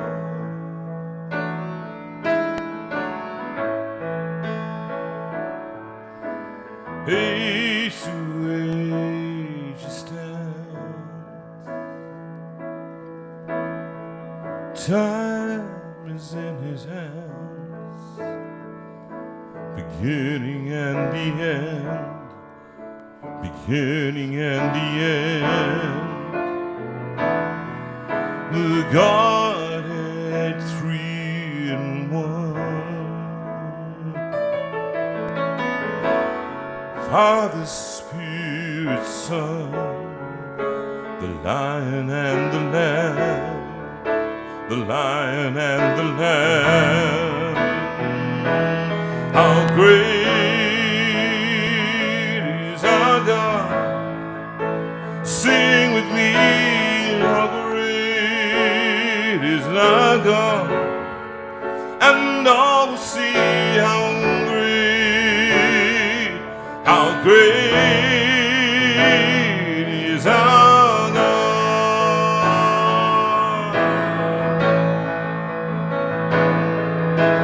Name above all names, he is worthy of all praise. My heart will sing how great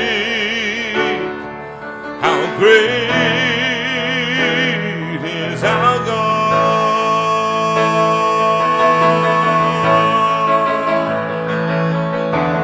Name above all names, he is worthy of all praise. My heart will sing how great is our God.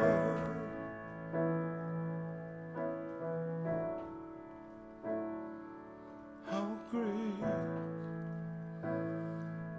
is our God. Sing with me, how great is our God, and all will see how great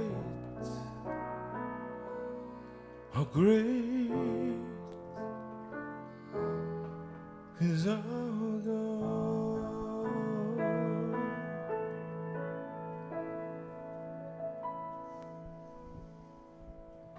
And that was also for David Hick, who came round and helped me set up. He came round today. bearing a gift and ended up helping. Cheese. He came round bringing some Mull of Kintyre cheese, and which I will suck just a tiny little bit, and I will suck a little bit of it in dialysis tomorrow. Sue, over to you. Okay, so I'm not going to spend too much of your time tonight.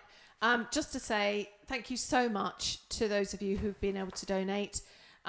Last we heard you're nearly at £700, which is extraordinary. £679. And we thank you so much for your goodness and your kindness. And as Helen said, how great is our God, that he's been working through Lisa and the others as well out in South Africa, and also just prompting people to give, which is fantastic. So thank you so much, everyone.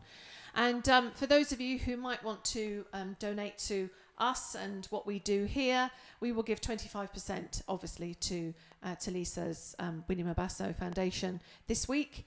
And you can either do that by donating to us at paypal.me/Jonathan Vera, all one word, or you can write to me on sue@jonathanvera.com, and I can give you the details of a bank account to put it into. If you would like to order any CDs or books, please do www.jonathanvera.com, and that you can find your way to the shop, and you can find which CD a particular song might be on. So, for example, How Great Is Our God, that Jonathan just sung so beautifully in such a lovely arrangement, that is on You Raise Me Up. So if you haven't got that one, that's the one that you need to get. We Rest on yes, You, that's, which was a beautiful one. That's on Hymns Project too. Absolutely. So thank you everyone for paying attention, for enjoying what we were doing tonight, and for giving us the week off last week. It was wonderful. We've come back sun-bronzed, and as you can see, Jonathan has lost weight, and he is at his target weight, which is fantastic. So, and we didn't eat too much whilst we were away. So that was good. So if you want to know any notices from this week, it's at the Live Tech, JV Live Tech notice board at the top of the Facebook page. So that's what all you need to know. Just go there. Everything and we is will there. put some information about St Vincent, which through somebody suggested giving to Operation Mobilisation, which has a ship. Yes. Just I think moored just off St Vincent. They've been helping the people. They've got people working there. Operation Mobilisation, a Christian organisation, and they're going in and helping people with food and whatever they can do. So that is an organisation. There will be details on the site, on the tech team site, on the notices board. We will try and forward the message that we got about that. Yeah. Christmas week, I'm going to meet Mark, I think a week on Tuesday, to start talking about a Christmas album, doing Christmas carols and songs and various things. £699 has been raised just in the last few minutes. You are an extraordinary bunch of people. And so she's going to be so touched. I'm going to phone her directly after this is finished. We're finished with...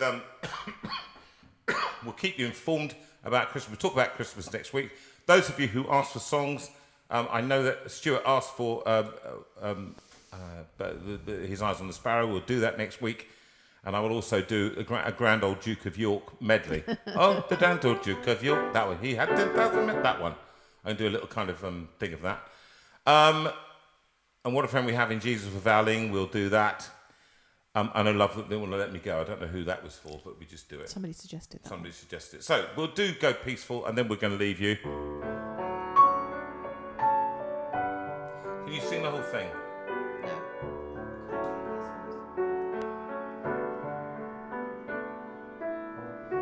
Go peaceful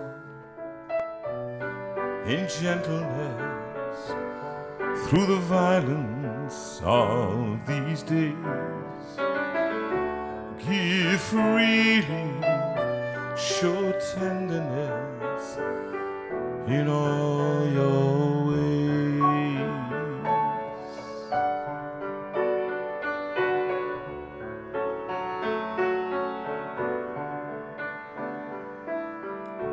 Through darkness, in troubled times, let holiness be your aim.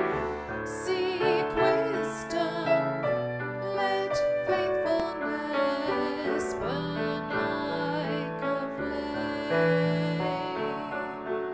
God speed you, God lead you, and keep you wrapped around His heart. May you be known by love.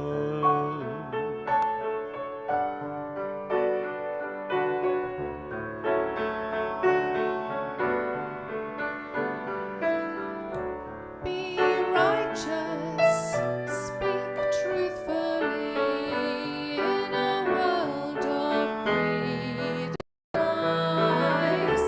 Show kindness, see everyone through heaven's eyes. God hold you, enfold you, and keep you wrapped around His heart. May you be known by love.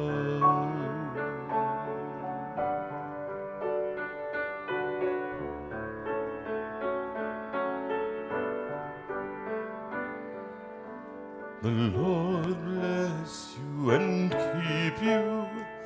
The Lord make His face to shine on you.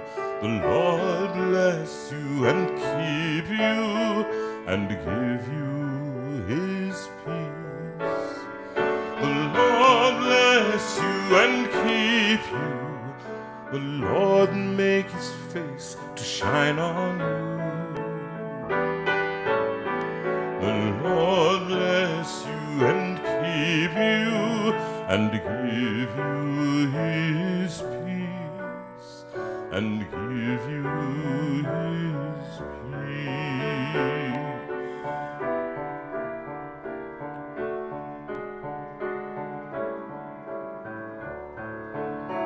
The Lord bless you and keep you. The Lord turn his face toward you.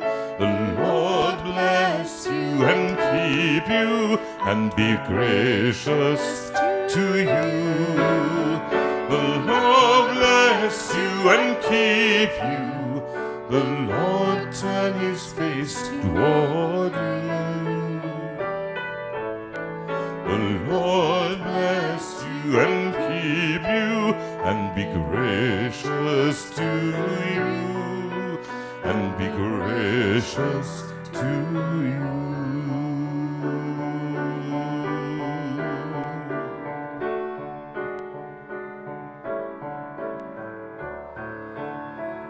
The Lord bless you and keep you. The Lord turn his face toward you. The Lord bless you and keep you and give you his peace and give you his peace.